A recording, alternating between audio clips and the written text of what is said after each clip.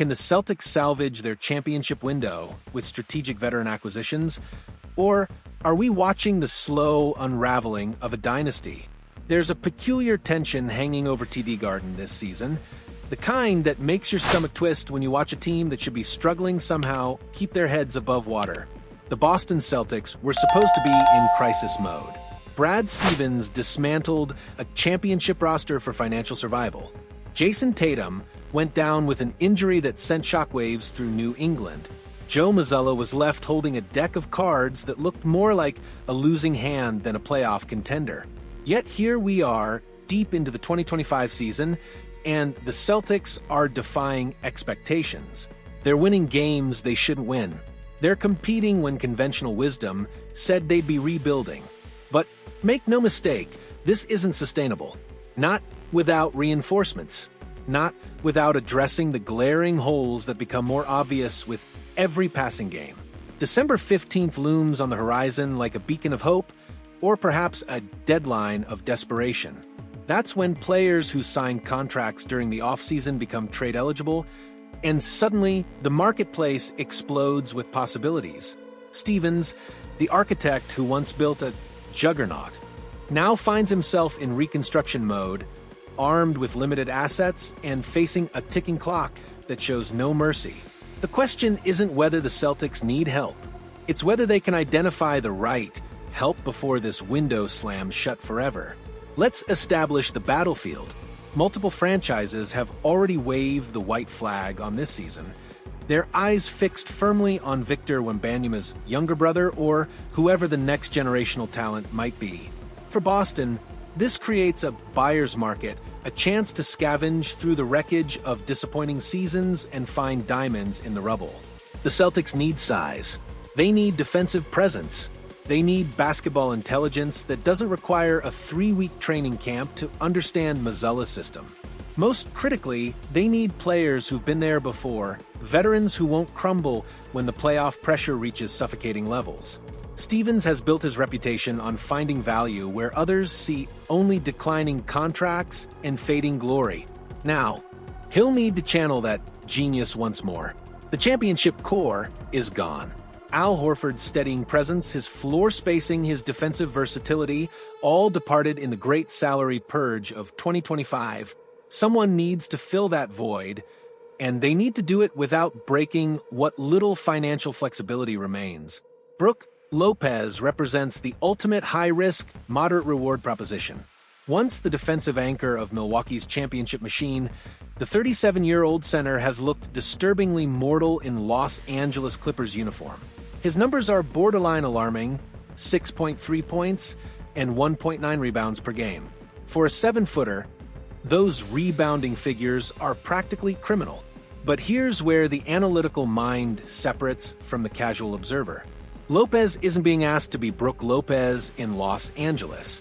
The Clippers' chaotic rotation and identity crisis have reduced him to a role player on a team that doesn't know what it wants to be. His defensive metrics have cratered, sure, but context matters. When you're playing confused basketball surrounded by players equally lost, even the greatest defenders look ordinary. What Lopez still possesses, and what the Celtics desperately need, is that career 35% three-point shooting stroke. In an era where big men who can't space the floor are essentially unplayable, Lopez remains a legitimate threat from beyond the arc. Mazzulla's offensive system thrives on 5-out spacing, and Lopez could theoretically slot into that Horford role as a floor-spacing big who keeps defenses honest. The defensive concerns are legitimate. Lopez isn't protecting the rim like he once did. His lateral mobility has diminished to the point where switching onto guards becomes a liability. But here's the contrarian take. Mazzulla has proven adept at hiding defensive weaknesses through scheme and positioning. The Celtics' switching defense could actually mask Lopez's declining foot speed while maximizing his still impressive 7-foot wingspan. The acquisition cost would be minimal. The Clippers, desperate to compete without their first-round pick, might actually pay Boston to take Lopez's contract off their hands. For a team operating with limited trade capital, that kind of low-risk addition makes strategic sense. If Lopez rediscovers even 70% of his Milwaukee form, the Celtics win the trade. If he continues declining, they've lost virtually nothing. Now, we're talking about a player whose situation screams "buy low" in neon letters. Clint Capela, the Swiss big man who once terrorized opponents as Luka Doncic's pick-and-roll partner, finds himself buried on Houston's depth chart, averaging a paltry 9.9 minutes per game. The Rockets' youth movement has left Capela as a relic from another era, a 31-year-old veteran watching from the bench, while Houston's jumbo lineup dominates without him. But dig into those per 36-minute numbers, and a different story emerges. Capela is still producing at near-elite levels when given opportunity. 12 points, 15 rebounds, 1.6 steals, and 1.8 blocks per 36 minutes. Those aren't the numbers of a washed player. Those are the numbers of a legitimate starting center trapped in the wrong situation. Capela brings exactly what Boston lost when their championship core dispersed: physicality, rim protection, and pick-and-roll efficiency. He's not going to space the floor. His offensive game remains limited to dunks and putbacks, but he doesn't need to be a scorer. The Celtics have enough offensive firepower. What they lack is someone who can body up Nikola Jokic, Joel Embiid, or Bam Adebayo in a 7-game series. The playoff experience factor cannot be overstated. Capela has been to the Western Conference Finals. He's played in high-leverage situations where every possession feels like a knife fight. That kind of battle-tested mentality doesn't show up in box scores, but it absolutely shows up in April and May when the games slow down and execution becomes everything. Houston's motivation to move Capela is obvious. They're building around young talent, and Capela's veteran contract represents dead money on a team that won't compete for championships this season.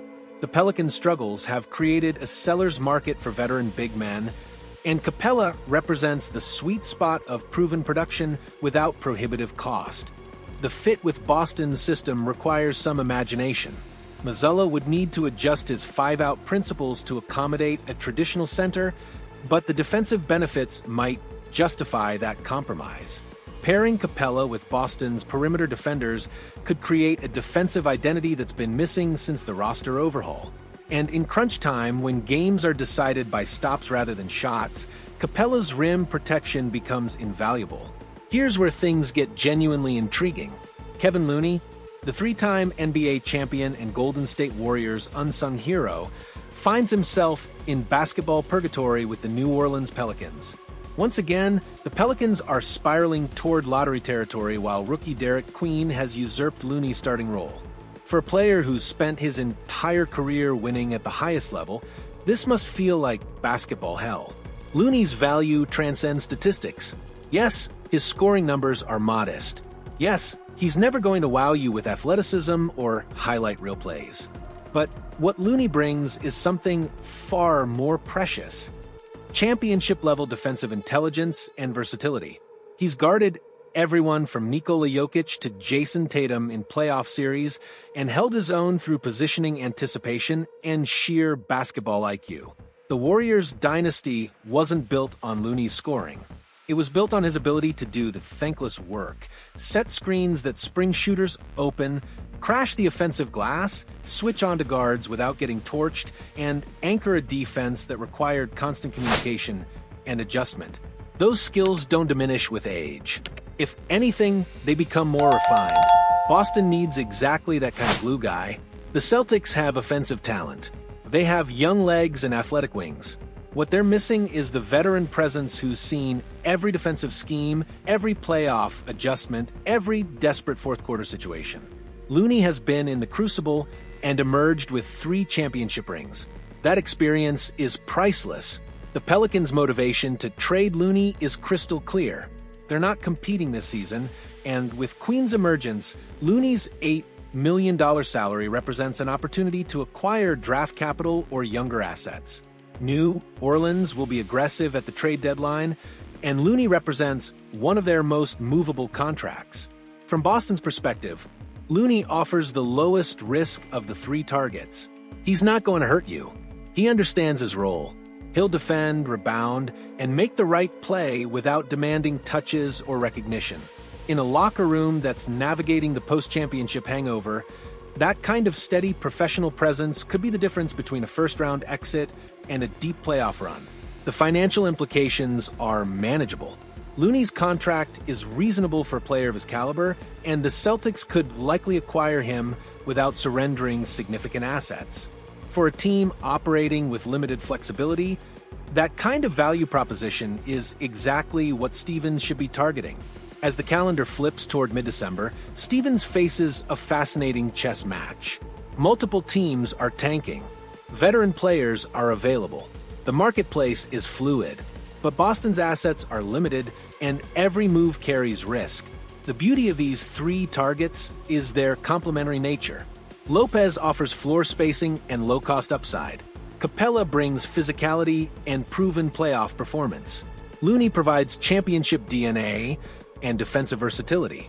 Ideally, Stevens acquires all three, creating a big man rotation that addresses every weakness. But reality rarely cooperates with ideal scenarios. More likely, Boston targets one or two of these players, balancing cost against fit, present need against future flexibility. The wrong move could accelerate the decline. The right move could extend the championship window for another season or two. What's certain is that standing pat isn't an option. The Celtics have exceeded expectations through the first quarter of the season, but that success is built on smoke and mirrors, on Mazzulla's coaching wizardry and role players exceeding their typical production. Regression is inevitable. The question is whether Stevens can reinforce the foundation before the whole structure comes crashing down. This isn't about rebuilding a championship contender. That ship sailed when the salary cap forced Stevens to dismantle the core. This is about maximizing the remaining value of a franchise that still has Jason Tatum when healthy and enough supporting talent to make noise in the Eastern Conference. Brook Lopez represents the swing-for-the-fences option. High upside if he rediscovers his form, minimal downside if he doesn't.